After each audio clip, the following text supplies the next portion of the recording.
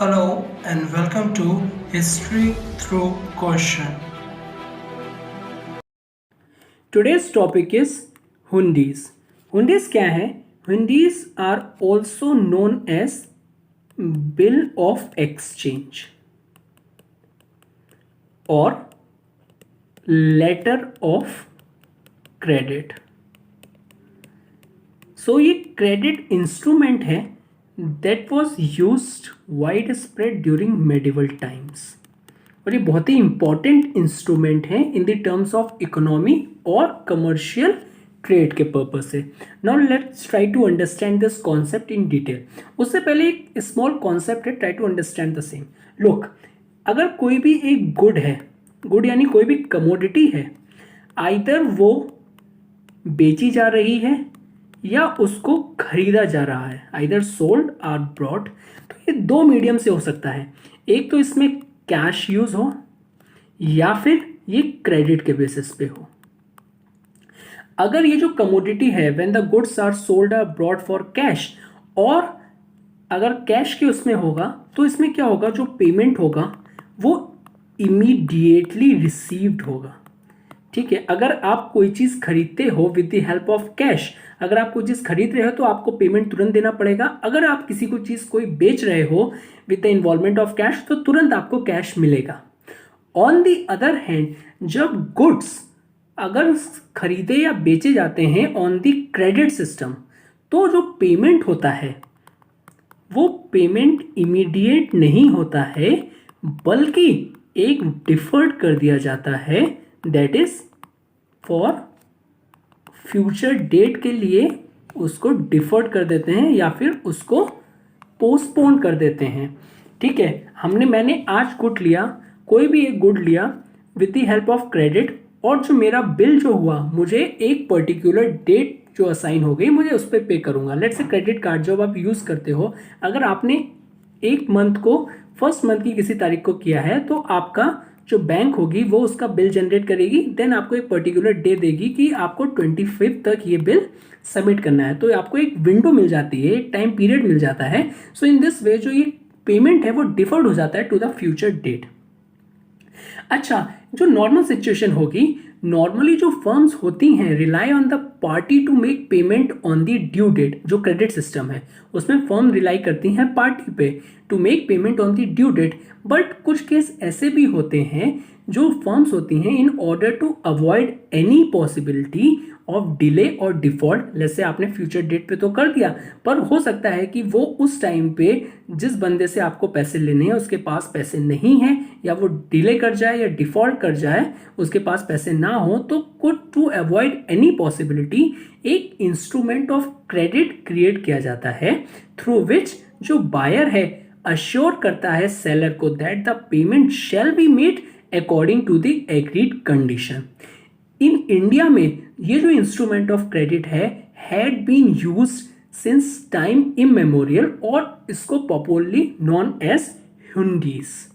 हुंडीज कहते हैं.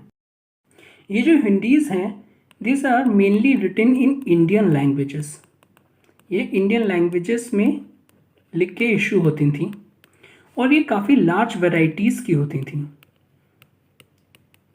Different occasions पे और डिफरेंट सिचुएशन के हिसाब से इसको इशू किया जाता है. That is why it is of having the large varieties. जो मोस्ट एंड द प्रोमिनेंट हैं उसको हम डिस्कस करेंगे. उसमें से फर्स्ट जो है सहजोग हुंडी. सहजोग हुंडी जो है it was drawn by one merchant, that is A to B. एक मर्चेंट कन्याकुमारी में है, दूसरा मर्चेंट कश्मीर में है. तो ए मर्चेंट बी के लिए लिखेगा that is the B, you have to pay the amount to Shah. Shah कौन है? शाह एक ऐसा बंदा है और एक ऐसा पर्सन है जो कि रिस्पेक्टेबल है, रिस्पॉन्सिबल है, in the credible worthy person है ऑफ द बाजार, जिसका काफ़ी ट्रस्ट किया जाता है. ठीक है, तो ए ने बी को इशू किया और बी से कहा कि you have to pay the amount to the shah. ठीक है. अच्छा, ये जो सहजोग हुंडी है it passes from one hand to another जब तक वो शाह के पास पहुंच नहीं जाएगी. जो शाह है वो आफ्टर रीजनेबल इंक्वायरीज, काफ़ी इंक्वायरीज करेगा, फिर प्रेजेंट करेगा drawing for the acceptance of payment. ठीक है, उसको एक्सेप्ट करेगा फिर पेमेंट को लेने के लिए, लेकिन उससे पहले काफ़ी इंक्वायरीज करेगा। जो दूसरी टाइप की जो हुंडीज हैं वो है दर्शनी हुंडी। दर्शनी हुंडी, अब इसमें क्या होता था, दिस हुंडी is payable eight site it means that it must be presented for the payment within a reasonable time after it's received by the holder। एक ए पर्सन ने बी को इशू किया और बी से कहा ये जो मैं हिंडीज आपको इशू कर रहा हूँ, लेटर ऑफ क्रेडिट जो इशू कर रहा हूँ, ये आप 3 मंथ्स के अंदर इन कैश करवा लें। अगर आपने इसको कैश नहीं करवाया तो ये क्या हो जाएगा, तो ये आपका लैप्स हो जाएगी। सो इन द ये अगर इसको हम आज के टाइम पे देखें, सिमिलर टू डिमांड बिल, ठीक है। रीजन ये डिमांड बिल है, जब भी आप इसको प्रेजेंट करोगे तो इसके अगेंस्ट में आपको जितना भी आपका ड्यू है वो आपको तुरंत के तुरंत मिल जाएगा, ठीक है। एक थर्ड टाइप का है, उसको हम कहते हैं मुद्दती हुंडी। अब इसमें क्या होता था, इसमें जो होता है ये जो hundi it was payable after a specified period of time. Let's say a ने फिर से इशू करी हुंडी को, अब कहा कि ये जो हुंडी है ये आप 3 मंथ्स के बाद ही उसको कैश करवा सकते हो। तो अगर हम पहली में जो देखें दैट इज 3 मंथ्स के अंदर, तो ये आपका हो गया डिमांड बिल। तो 3 मंथ्स के अंदर जब भी आप प्रेजेंट करोगे तो आपको तुरंत जितना भी ड्यू है आपको वो मिल जाएगा। जो दूसरा मुद्दती हुंडी है वो भी सेम मर्चेंट ने बी को इशू करी है, लेकिन उसमें कहा है कि ये आप 3 मंथ के बाद ही कैश करवा सकते हो। तो इस सिमिलर टू, अगर हम आज के टाइम में देखें तो इस सिमिलर टू टाइम बिल। पहला वाला डिमांड बिल है, ये टाइम बिल है कि एक पर्टिकुलर टाइम पीरियड के बाद जब तक वो मैच्योर होगी उसके बाद ही आप इसको एनकैश करवा सकते हैं। ओके, अच्छा, काफी और अदर वेराइटीज भी है हुंडीज की, सच एज दी नाम जोक हुंडी, नाम जोक हुंडी और जवाबी हुंडी। So these are the different types of hundis। Basically you try to understand an idea कि different types of hundis होती थी, डिपेंड करता थी कि किस रीजन में किस पर्पज से और किसके लिए इशू हो रही है। अच्छा, hundis क्या है देख लिया हमने, इट्स अ पेपर डॉक्यूमेंट और द लेटर ऑफ क्रेडिट है और द बिल ऑफ एक्सचेंज है, जो कि प्रॉमिस करता था payment of a money after a period of time at a certain place at a discount. Okay, अच्छा, हुंडीज है, hundis often included sometimes insurance भी होता था उसमें, ठीक है। सो हुंडीज ऑल्सो इंक्लूडेड समटाइम बीमा, दैट इज द इंश्योरेंस, जो कि चार्ज किया जाता था डिफरेंट रेट्स पे। इसका कोई रेट नहीं फिक्स होता था, ये डिफरेंट रेट्स पे फिक्स किया जाता था, ठीक है। इसका डिफरेंट रेट्स पे फिक्स किया जाता था, और ये जो डिफरेंट रेट है ये किस बेसिस पे डिसाइड होता था, it decide on the value of goods, क्या वैल्यू है गुड्स की, ठीक है। डेस्टिनेशन क्या है, इंटर स्टेट है, इंट्रा स्टेट है या इंटरनेशनल है। मीन्स ऑफ ट्रांसपोर्ट, कौन सा यूज़ कर रहे हो आप, ठीक है। ट्रांसपोर्ट, क्या लैंड यूज़ कर रहे हो और रिवर यूज़ कर रहे हो और सी या और एनी अदर मीन्स, ठीक है। अच्छा, जो फाइनेंशियल सिस्टम है like hundis, it facilitated the movement of goods because it permitted the easy transmissions of money from one part to the country to another, ठीक है। तो ये जो हुंडीज इंस्ट्रूमेंट है इसने ट्रेड को काफी फैसिलिटेट किया, because due to easy transaction of money. अगर कोई भी पहले हुंडीज अगर जो यूज नहीं करता तो उसको क्या करना पड़ेगा, उसको सारा का सारा कैश अपने साथ लेके जाना पड़ेगा ट्रेड करने के लिए। लेकिन अब हुंडीज जो बिल ऑफ एक्सचेंज आ गया तो इसने क्या कर दिया, सिर्फ और सिर्फ आपको एक पेपर का एक टुकड़ा लेके जाना है, तो ये इजी ट्रांसमिशन हो जाता था from money from one part to the another part, ठीक। थोड़ा सा इसकी हिस्ट्री जान लेते हैं, why hundis became wide spread, ठीक है। Why use of hundis became wide spread, so यहाँ पे आ जाएगा व्हाई, क्यों। लुक, अगर हम देखें जो ये प्रैक्टिस स्टार्ट हुई थी, it is because of the problems involved in the carrying large amount of cash, ठीक। तो पहले ये प्रॉब्लम होती थी to carrying the large amount of cash for the commercial transaction. अब जब हुंडीज आ गई तो इससे क्या फायदा हो गया, अब जो मर्चेंट है, मर्चेंट क्या करेगा, जो भी अपना ट्रेड करने जा रहा है कहीं और interested in carrying cash to a particular place, वो क्या करेगा, डिपॉजिट कर देगा उतना sum of money to the saraf. हुआ द सराफ, हम उसको पहले ही देख चुके हैं, सराफ कौन है इससे जस्ट पहले लेक्चर में। ठीक है, तो ये जो सराफ है और हिंडीज है, these both lectures are interlinked. ठीक है, they both complement and supplement to each other. अच्छा, ये सराफ के पास पेमेंट जो भी ले जाना चाह रहा था वो पहले उसको दे देगा, और सराफ इंटर्न क्या करेगा, वो उसको एक हुंडी इशू कर देगा टू दी मर्चेंट को। ठीक है, मर्चेंट, उसमें क्या लिखा होगा हुंडीज में कि इसने, इन मर्चेंट ने मुझे इतना इतना पैसा दिया, उसके अगेंस्ट में मैं ये हुंडी इशू कर रहा हूँ। ओके, ठीक है।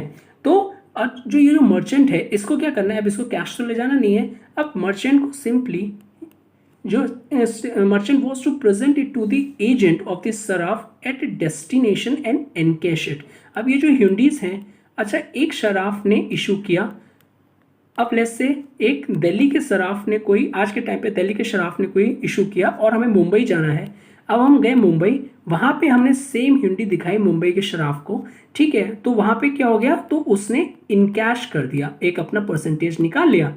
जैसे 100 रुपीज़ मैंने उसको दिए थे, हुंडीज की इशू करी थी सराफ ने, और उसका 5% इंटरेस्ट चार्ज कर लिया उसने, या डिस्काउंट हो गया, तो हमें 95 रुपीज़ हमने वहाँ पे जाके इनकैश कर लिए, और ये जो 5 रुपीज़ है उसका प्रॉफिट मार्जिन हो गया सराफ का। ठीक है, so in this way this practice started as a safe and convenient method of transferring money from one place to another.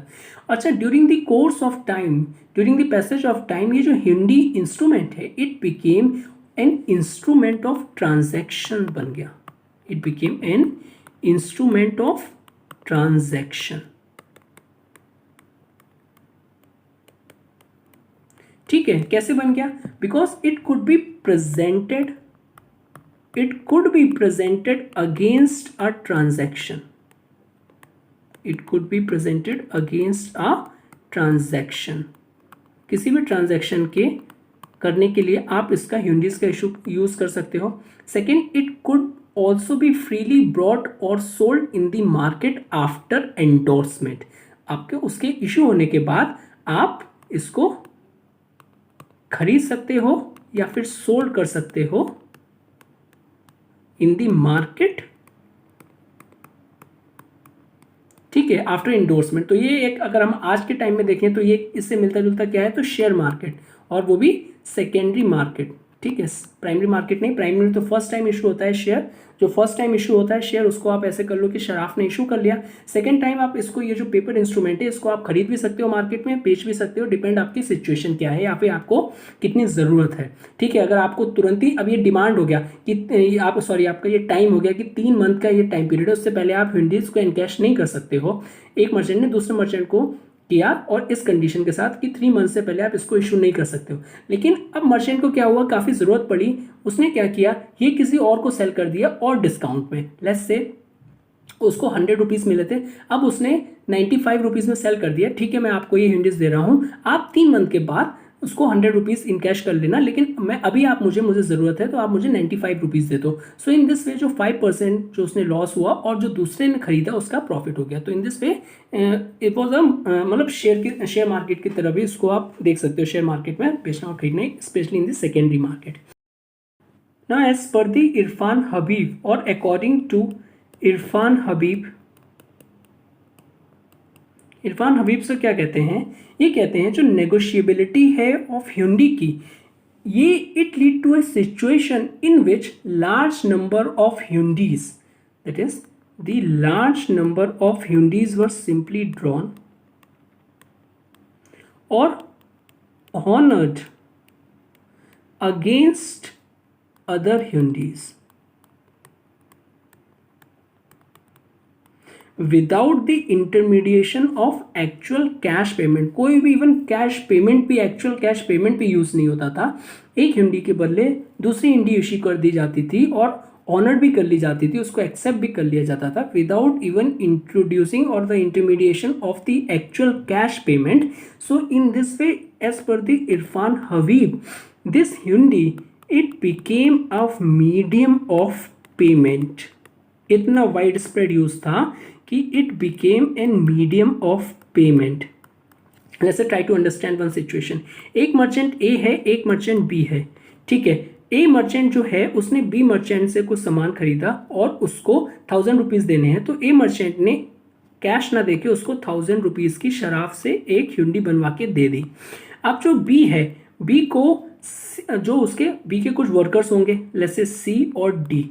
सी और डी जो वर्कर्स हैं उनको 100 रुपीज़ का कैश देना है, उनको सैलरी देनी है। तो अब बी क्या करेगा, बी शराफ के पास जाएगा, कहेगा मेरे पास ये 100,000 रुपीज़ की हुंडी है, ठीक है, तो आप क्या करो, आप उसको मुझको एक और हुंडीज़ दे दो। तो वो क्या करेगा, जैसे उसने 100 की 2 हुंडीज़ देती और एक 800 रुपीज़ की हुंडीज़ देती। जो 800 रुपीज़ की होगी वो बी मर्चेंट रख लेगा और जो 100 रुपीज़ की जो 2 हुंडीज़ हैं वो अपने सर्वेंट्स को दे देगा as a form of cash. So in this way actual cash use ही नहीं हुआ और इंटरमीडिएट ही नहीं हुआ of the actual cash payment. So in this way as per the Irfan Habib, hundis also act as a medium of payment. Okay, so इतना wide spread use था हुंडीज का।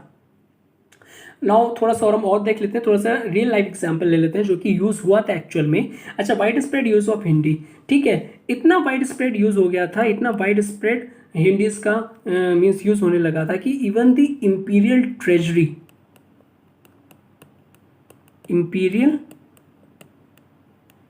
Treasury were start using it. और जो नोबल्स होते थे, even the nobles use the hundis for the payment of the salaries to their soldiers. जो soldiers की जो सैलरीज है वो भी हिंदीज के थ्रू देने लगे, ठीक है। तो कैसा एक्ट हो रहा है ये, इस तरीके से मीडियम ऑफ पेमेंट की तरह एक्ट हो रहा है। अगर हम स्पेसिफिक बात करें 1599 में क्या हुआ था, ये जो स्टेट ट्रेजरी है, state treasury sent 3 lakh to the army in Deccan. We talk about Mughal age, ठीक है, Deccan through the use of an instrument that is the hundi. अच्छा, जो ट्रिब्यूट्स होते थे, लेट्स से क्या होता है, एक मुगल जो है, मुगल ने कोई भी एक टेरिटरीज कैप्चर करी, ठीक है, साउथ में कोई भी टेरिटरीज कैप्चर करी, सो उसको डायरेक्टली एडमिनिस्टर ना करने के बजाय उन्होंने क्या किया, जो वहाँ के रूलर को हरा के, ठीक है, उससे कह दिया कि हम आपकी टेरिटरीज को डायरेक्टली कैप्चर नहीं करेंगे, first you have to accept our sovereignty, आपको हमारी सॉवरेनिटी एक्सेप्ट करनी है, दूसरा आपको ट्रिब्यूट पे करना है, ठीक है, डेली का डेली जब तक आपका ट्रिब्यूट आता रहेगा देन यू रूल, ठीक है, बट आपको सॉवरेनिटी आपने एक्सेप्ट कर ली, हमें मान लिया, ठीक है, हम सॉवरन है, बट ठीक है आप रूल करते रहो, बट हमें कुछ ट्रिब्यूट पे करना होगा, ठीक है। तो ये जो ट्रिब्यूट है इन दी, अगर हम गोलकोंडा रीजन में देखें और दी गक्कर चीफ, तो वो जो ये जो पे करते थे जो tribute to the Mughal emperor को, ये किसके थ्रू करते थे, ये भी थ्रू हुंडीज करते थे। काफ़ी एक क्वाइट फ्यू रेफरेंसेस भी मिले हैं जो कि जो प्रोविंशियल ऑफिशियल्स होते थे, इवन वो भी ट्रांसफ़र करते थे revenue to the royal treasury with the help of the using instrument called hundis, ठीक है। तो इसका एक क्रिटिकल एग्जाम्पल है दैट इज जगत सेठ, जो कि बंगाल रीजन में एज ए प्रोविंशियल ऑफिशियल थे, और उन्होंने, ठीक है, जो खलीसा लैंड का जो भी रेवेन्यू आया था ओवर 1 करोड़ ऑफ रुपीज़ वो सेंड किया था to the emperor, to the central treasury को with the help of the using an instrument hundi. अच्छा, जो सीनियर नोबल्स होते थे, senior nobles would take the help of saraf in order to transfer their personal wealth with the help of using an instrument हुंडी।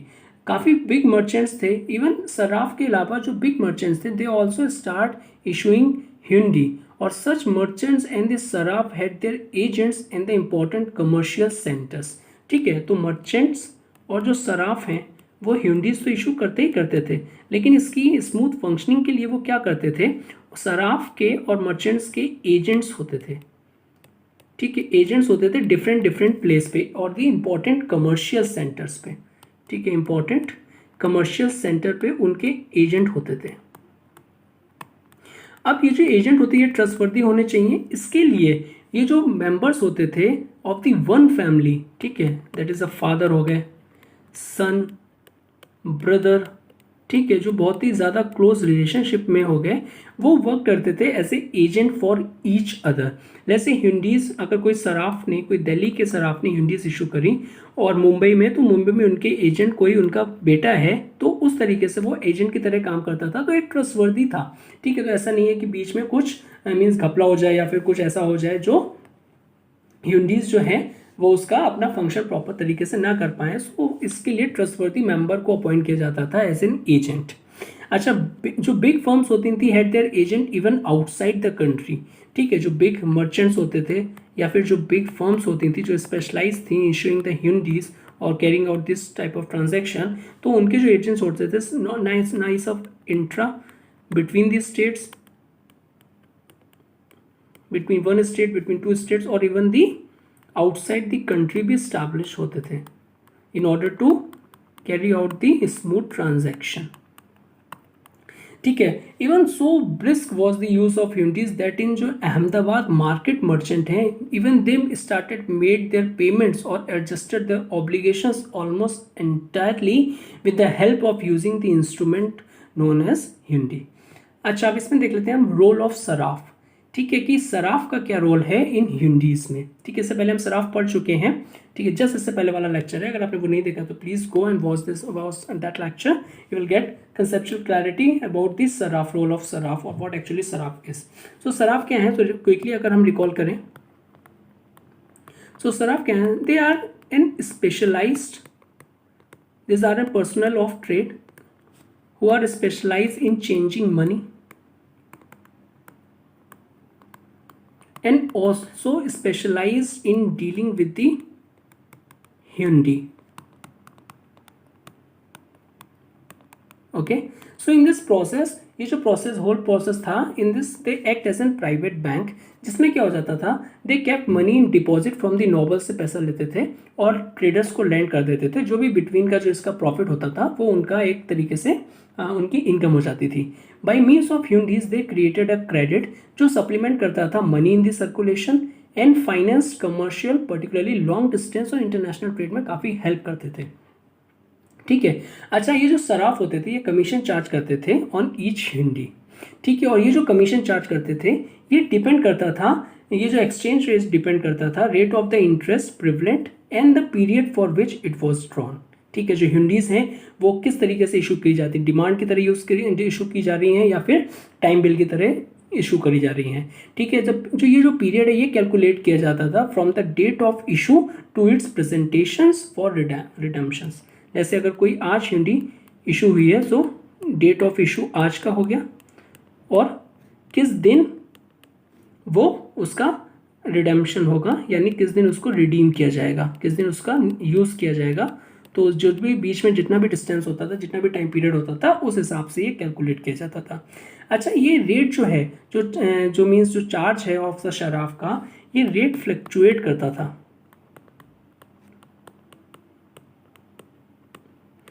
ठीक है, ये rate fluctuate करता था और ये डिपेंड करता था on the availability of money. ठीक है, at the time of availability of the money at the time of issue the maturity. ठीक है, अगर मनी सप्लाई अच्छी है, if the money supply was good, if the money supply was good, तो क्या होता था, जो ह्यूंडीज का इनका जो इंटरेस्ट चार्ज करते थे वो क्या हो जाता था, ड्रॉप हो जाता था। ठीक है, इन केस ऑफ स्कार्सिटी इनका जो रेट है वो राइज हो जाता था। ना इन ह्यूंडीज में एक बड़ी इंटरेस्टिंग सिचुएशन है। अब वो क्या है, लुक क्या होता था, a sudden spurt of payment अगर किसी भी डायरेक्शन में हो गया तो वो एक क्रिएट कर देता था pressure upon this sarraf for the cash at one places, और जो दूसरी तरफ है by leaving more in their hands at the another. Now try to understand with the help of an simple example. एक कोई दिल्ली में शराफ है और उसके जो एजेंट है मुंबई में वो शराफ है। ठीक है ना, दिल्ली में शराफ, मुंबई में। अब 3 मर्चेंट्स आए, 3 मर्चेंट्स ने पैसा दिया दिल्ली के शराफ को और कहा कि आप हमें ह्यूंडीज इशू कर दो, जो कि डिमांड ह्यूंडीज हैं, कभी भी हम दिखाएं तो हमें पैसा मिल जाए। तो उन्होंने कहा ठीक है, आपने ह्यूंडी इशू कर दी मुंबई के लिए। अब वो तीनों के तीनों मर्चेंट्स क्या हुआ, बाई मीन्स को इंसिडेंस एक ही टाइम पे मुंबई के आपके मुंबई के शराफ के पास पहुंच गए। उन्होंने दिखाया सर हमारे पास हिंडीज हैं जो कि आपके दिल्ली के जो शराफ हैं उन्होंने इशू किया था, और आप हमारा कैश कर दो, इसको एनकैश कर दो। अब ये तो ऑब्लिगेशन है शराफ के ऊपर, अब वो उसको मना तो कर नहीं सकता बिकॉज इट्स अ डिमांड। ठीक है, तो उसने क्या कहा, ठीक है हमने आपको एनकैश, उसने सारे के सारे एनकैश कर दिया। अब क्या हुआ, दिल्ली का जो शराफ है उसके पास तो काफ़ी ज़्यादा कैश आ गया। ठीक है, सारा का सारा कैश आ गया। ऑन दी अदर हैंड जो मुंबई का शराफ है उसके पास, उसको कैश देने के हिसाब से उसके पास जो कैश बचा बहुत ही लो बचा और नहीं बचा। अब ये इम्बैलेंस हो गया, एक जगह तो काफ़ी पैसा है, दूसरी जगह क्या है, बहुत ही कम पैसा बचा। अब इस सिचुएशन को रेक्टिफाई करने के लिए क्या किया जाता था, तो ही जो is discouraging remittances from the former to the latter and also encourages reverse remittances. जो रेमिटेंसेस की जो था उसको आइदर डिस्करेज कर दिया जाता था इस सिचुएशन को टैकल करने के लिए, और एनकरेज किया जाता था। अब डिस्करेज और एनकरेज का क्या मीन्स हुआ, लुक ये जो शराफ, जो दिल्ली के शराफ हैं इनका एजेंट मुंबई में है जो कि शराफ की तरह एक्ट कर रहे हैं। अब टेक्निकली जो दिल्ली का शराफ है वो तो सैलरी देगा नहीं, ठीक है, जो क्योंकि बिकॉज जो एजेंट उसके मुंबई में है, जो मुंबई के शराफ चला रहे हैं, तो उनकी जो मुंबई के जो एजेंट हैं वो अपनी सैलरी कहाँ से लेंगे, जो मुंबई के शराफ्स हैं जो अपना बिजनेस कर रहे हैं उसमें से जो भी बचेगा, जो भी प्रॉफिट बचेगा उनसे सैलरी लेंगे।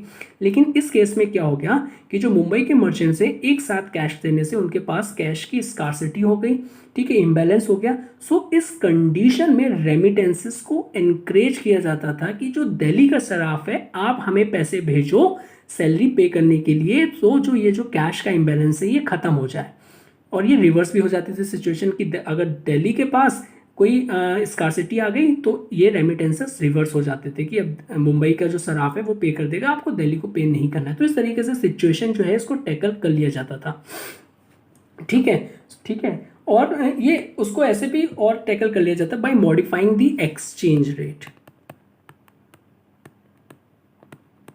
बाई एक्सचेंज रेट को मॉडिफाई करके भी ये सिचुएशन जो इम्बैलेंस की क्रिएट हो जाती थी इसको भी एक टैकल कर लिया जाता था। अगर हम एक रफ आइडिया देखें, to get rough idea about few rates, ठीक है, अगर इन नॉर्मल टाइम्स में क्या होता था, नॉर्मल टाइम्स में जो इंटरेस्ट रेट और जो वो चार्ज करते थे वो 1.5% चार्ज करते थे for the hundis simply from Patna to Agra.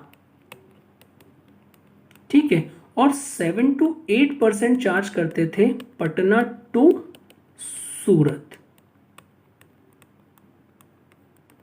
ठीक है, और अगर हम एक स्पेशली एक एग्जांपल देखें अहमदाबाद से, दैट इज गुजरात से बुरहानपुर का, इसमें जो इंटरेस्ट चार्ज किया जाता था 7.25% इन दी 1622। तो ये decent amount of interest charge किया जाता था, और ये डिपेंड करता था डिस्टेंस पे, क्या गुड्स हैं, किस मीडियम से ले जाया जा रहा है, क्या रिस्क है या क्या नहीं। ठीक है, अच्छा ये जो इंस्ट्रूमेंट है ये हमने देखा कि काफ़ी पुराने टाइम से, टाइम मेमोरियल यूज़ हो रहे हैं यूनिस। क्या ये प्रेजेंट टाइम पे भी यूज़ हो रहे हैं? हाँ बिल्कुल, ये प्रेजेंट टाइम पे भी यूज़ हो रहे हैं। और ये जो इंस्ट्रूमेंट है नाउ डेज प्रेजेंट जो इंस्ट्रूमेंट ऑफ क्रेडिट है इसको कहते हैं बिल ऑफ एक्सचेंज और दी प्रॉमिसरी नोट्स। प्रॉमिसरी नोट्स, ठीक है। अच्छा, ये जो बिल ऑफ एक्सचेंज है, ये जो बिल ऑफ एक्सचेंज है, इट कंटेन्स एन अनकंडीशनल, इसको क्या होता था, इसमें अनकंडीशनल ऑर्डर होता था to pay a certain amount on an agreed date. हम बिल ऑफ एक्सचेंज की बात कर रहे हैं। और ये जो प्रॉमिसरी नोट्स हैं, जो आज के प्रॉमिसरी नोट्स हैं, इसमें क्या होता है, it contains an unconditional order ना होके इसमें प्रॉमिस होता है, as a name suggest, the promissory notes to pay a certain sum of money sorry on a certain date. So in India ये जो इंस्ट्रूमेंट हैं, these instruments are govern by Indian negotiable instrument act 1881. So it's a quite important topic. So please try to understand. और जो भी factual information है please try to remember the same. Okay, let's see one question related to the same. Question says that which among the given statement is are correct regarding the Hyundais. ये जो practice है, first statement कह रहा है ये जो practice है it was started because of the problem involve in carrying large amount of cash for the commercial transaction. ये इसकी जो प्रैक्टिस है ये इसलिए इसको काफ़ी ज़्यादा वाइड स्प्रेड यूज़ होने लगा क्योंकि जो कैश का जो लेके जाते थे ड्यूरिंग ट्रेड करने के लिए उसमें काफ़ी ज़्यादा रिस्क था, इसलिए इस प्रैक्टिस को काफ़ी ज़्यादा यूज़ करने लगे और ये वाइड स्प्रेड यूज़ होने लगा. Second statement is that the Hyundais also became a medium of payment. So you have to choose the correct answer. In order to attempt this question, please pause this video screen and write your answer in the comment section below. So here the correct answer will be C. Both the given statement are correct. Both 1 and 2. Okay, if you like this video, please do like, share and subscribe, and thank you very much for watching this. Have a good day.